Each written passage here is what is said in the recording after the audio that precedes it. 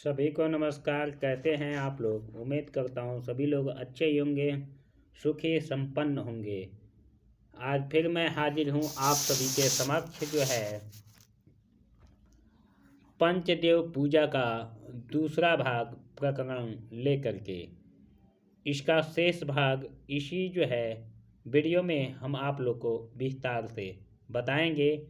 उससे पहले जो भी नए व्यूअर्स हैं हमारे चैनल पे अगर पहली बार आए हैं तो वीडियो को जो है सबसे पहले लाइक कर लें और कमेंट में जय श्री कृष्ण जरूर लिखें। चैनल को सब्सक्राइब कर लें, बगल में घंटी होगी क्लिक करके ऑल कर लें और जो है अपने दोस्तों में जो है ज़रूर शेयर करें ताकि सभी सनातनी जो भी हैं हमारे सनातन धर्म से उनको सभी के पास वीडियो शेयर जरूर करें। मैं आपसे बात कर रहा हूँ वैदिक पंडित प्रमोद कुमार दुबे, गोरखपुर मंडल, कुशीनगर से, उत्तर प्रदेश से। हमारा संपर्क नंबर है 9891915431। किसी भी तरह से पूजा पाठ से रिलेटेड या तंत्र विद्या या ज्योतिष से रिलेटेड या कुंडली से, वास्तुशास्त्र इत्यादि से रिलेटेड किसी भी तरह का समस्या हो और सहायता चाहिए तो आप हमसे सीधा संपर्क कर सकते हैं हमारे मोबाइल नंबर पे। इसी के साथ ही साथ अगर आप अपने इच्छा से दान करना चाहें तो हमें गूगल पे हमारे इसी नंबर पे आप कर सकते हैं। तो चलिए शुरुआत करते हैं वीडियो को। सामान्यतः निषिद्ध फूल जो है कौन कौन से हैं पंचदेव पूजन में जो नहीं ली जाती हैं।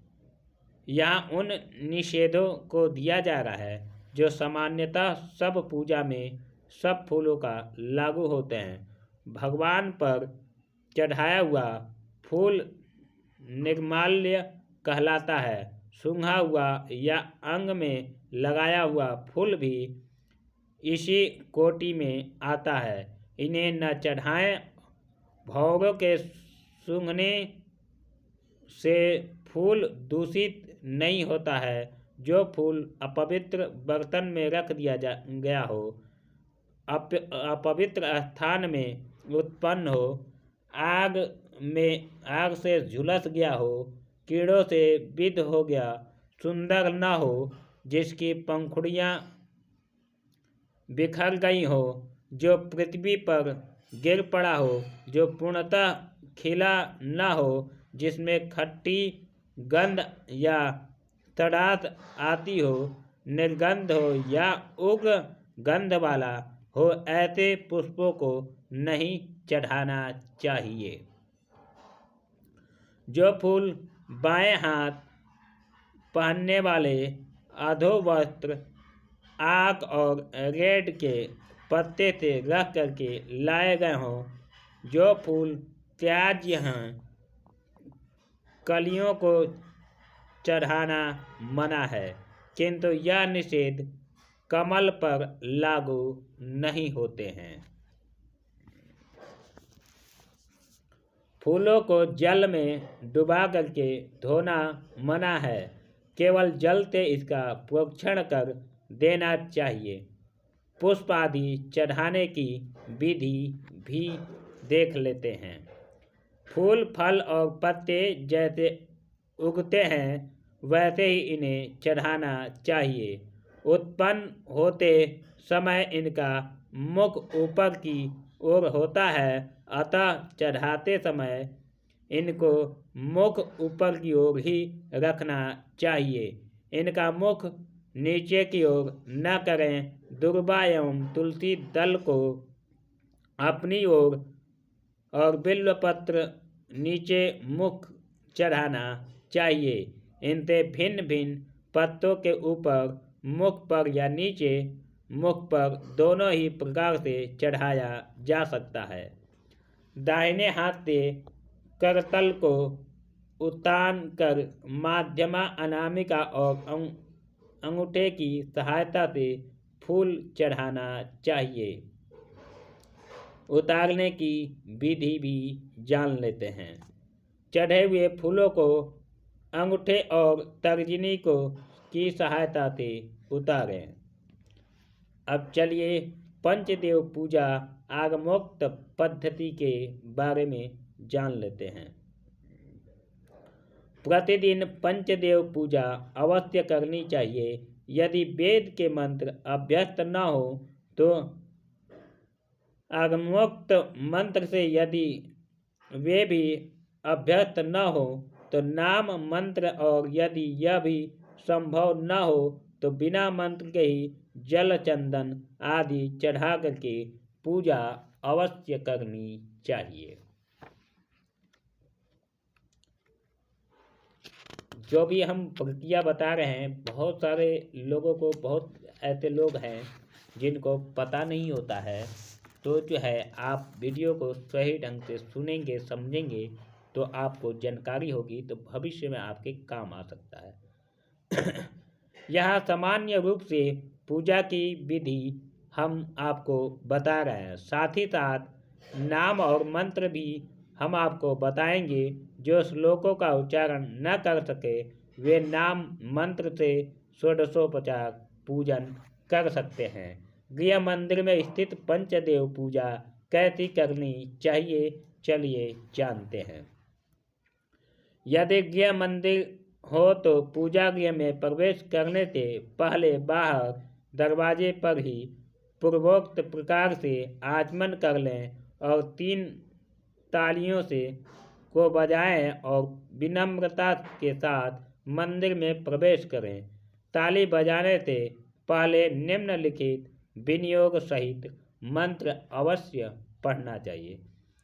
विनियोग है अपसर्वयन् पिबन्ति मंत्रस्य वामदेव ऋषिः शिवो देवता अनुष्टुप् छन्दः भूतादि विघ्नो साधने विनियोगः। भूतोत्पादन मंत्र। ओम आपस्सन्तु यतो भूता ये भूता भूतानि स्थिता ये भूता विघ्नकर्तरिस्ते नश्यन्तु शिवाज्ञया।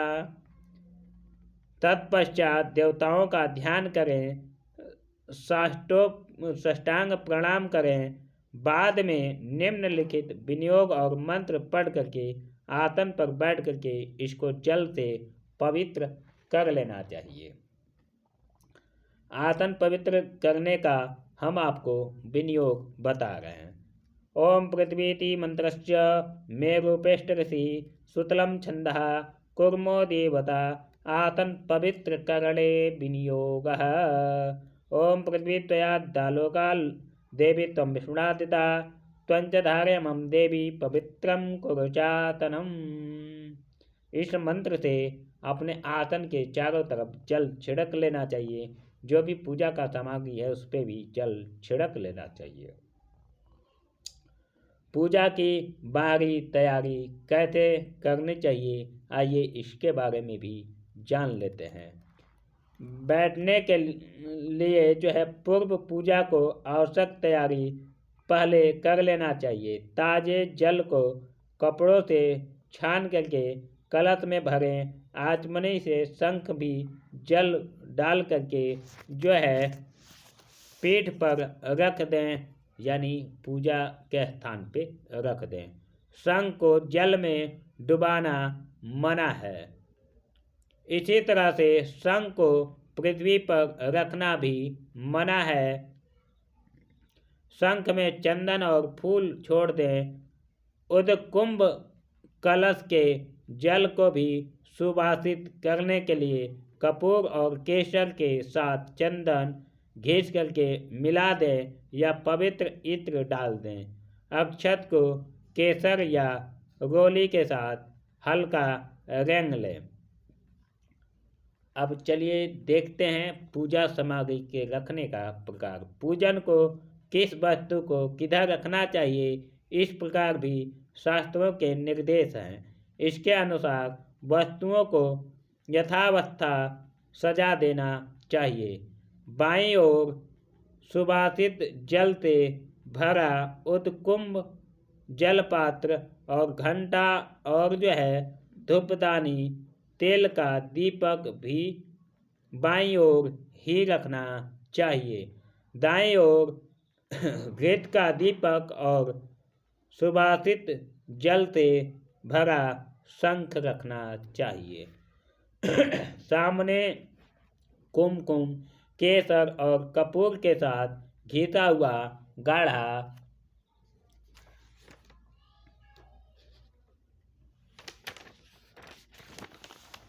गाढ़ा चंदन और पुष्प आदि हाथ में तथा चंदन ताम्रपात्र में नहीं रखना चाहिए।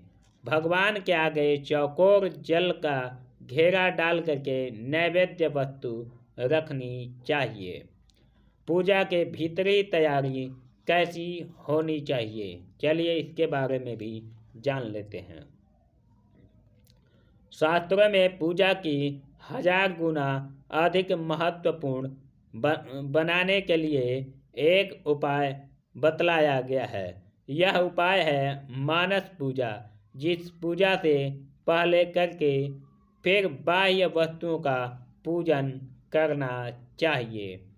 पहले पुष्प प्रकरण में शास्त्र का एक वचन उद्धृत किया गया है, जिसमें बतलाया गया है कि मन कल्पित यदि एक फूल भी चढ़ा दिया जाए तो करोड़ों बाहरी फूल चढ़ाने के बराबर होता है। इसी प्रकार मानस चंदन, धूप और दीप नैवेद्य भी भगवान को करोड़ों गुना अधिक संतोष दे सकेंगे।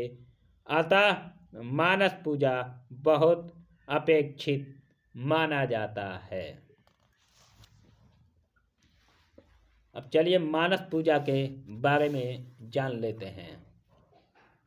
वस्तुतः भगवान के किसी भी वस्तु की आवश्यकता नहीं है, वे तो भाव के भूखे होते हैं।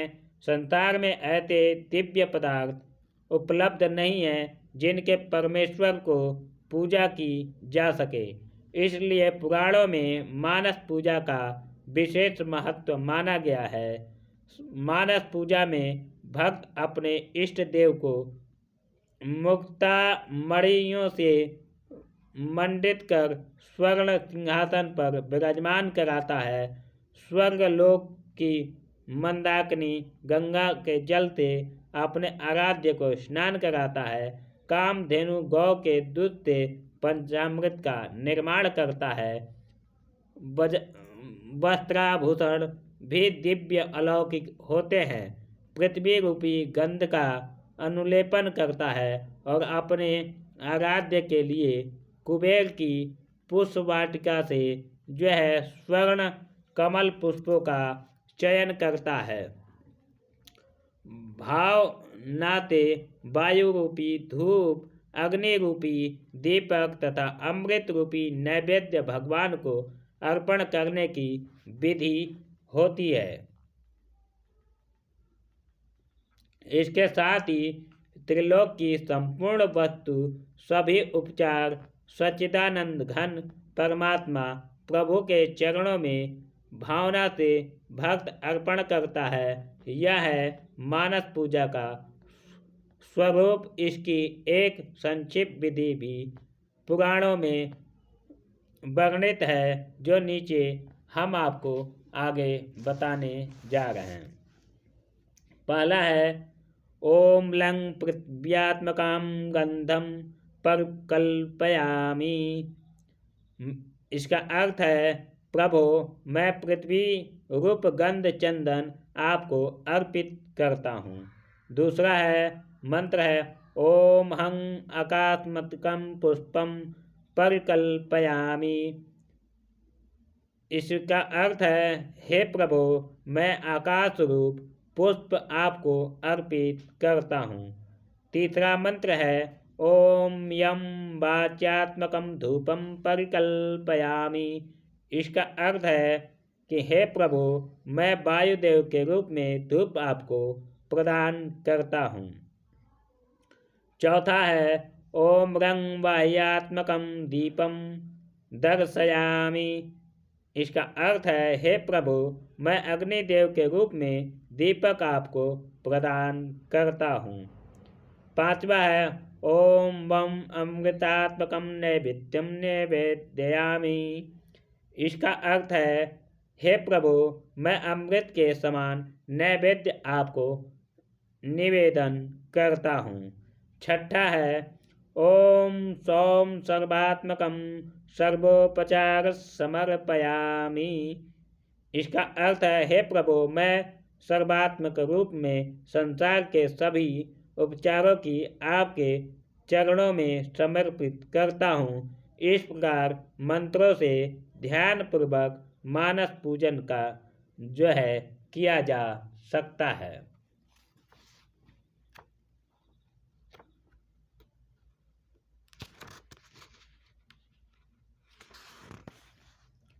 मानस पूजा के लिए एकाग्र और सरल हो जाता है। इसे बाह्य पूजा में भी रस मिलने लगता है।